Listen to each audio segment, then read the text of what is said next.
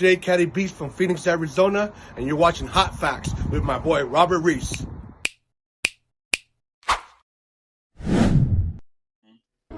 Hot Facts. Robert Reese. Yes, Salute, my brother. sir. Yes, sir. Big salute. Been watching the show now for about a good month and some change, and I love what you guys do. I love your opinions and how you come with it, because I'm just like that. And my dad played with Dennis Johnson, so Tarkanian recruited my dad at Cal State Long Beach.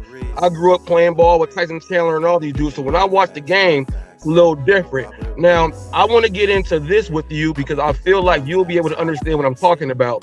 The unsung heroes. Now, we talked about, you talked about the teams that they were super teams by the owners. You know, the Lakers got Worthy in the draft. It was like that. You built the teams like that. But they had unsung heroes on that team that right now could be making a lot of money, get these max contracts. Michael Cooper won 5 rings. All defensive player just about every year. You get guys like a Derek Fisher. You know, he won 5 rings with Kobe. Always defensive. That he's the president of the Players Association, things like that. You get Dennis Johnson. You get guys like that, and you see how the NBA is today. When we look at guys like saying, how is this guy making all that money? How much would those unsung heroes make? I put Draymond Green in that category too in today's game. One of those dudes wins the rings and does the job. How much money do you think like a Michael Cooper or the guys like that from back then will be making in today's basketball? Because they were all defensive teams, first teams. Yeah. I think those guys, brother, very good point you're making here, and I'm going to go this route with it. I'm not going to say 25 like Draymond. Draymond is clearly the leader of the team, too, in a certain aspect. You have your unsung heroes, but they're still classified as role players. Draymond's the, role player on crack or whatever. He's the exalted role player because he does lead in a certain way. That's why they paid him a little bit more. So if he's making 25, I think those guys will probably be in that 15, 18, depending. They'd be in that 15 to 18 category, what they'd be making today. But yeah, those guys were extremely valuable. And hey, people talk about how, Kobe only won with Shaq and this and that, blah, blah, blah. But really, he only won with a pair of Derek Fisher. All his 5 came with Fish. You know what I mean? Like Jordan 6 came with Pittman. He had Fish every time. And Fish was critical to do because he took them assignments. Kobe would guard whoever. 1 through 3, Kobe was taking. But boy, Derek Fisher did a lot for him. So yeah, I agree with you saying. I think in today's game where the way the money is, on the low end, 12. On the high end, 18. Maybe one guy sneaking 20. I don't think those guys would have been at 25 because I don't see any of those guys being the leader of the team like Draymond is. So that's what puts him a little bit over them financially, in my opinion. That's just my opinion. Okay, and then let me just get one more thing. I ain't gonna do 8, 9, and 10. I'm just gonna be my last one more thing. One more thing right here. My thing is with Dennis Rodman, okay?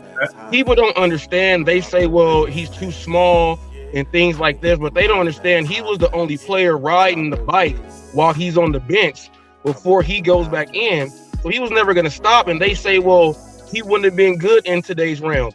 I feel like Rodman would average like 20-plus rebounds every game just because he was so smart and knowing where the ball was going to be after the defense he played on somebody. He would be able to get you at the top, figure out where it's going to be, get the rebound, and do that outlet pass.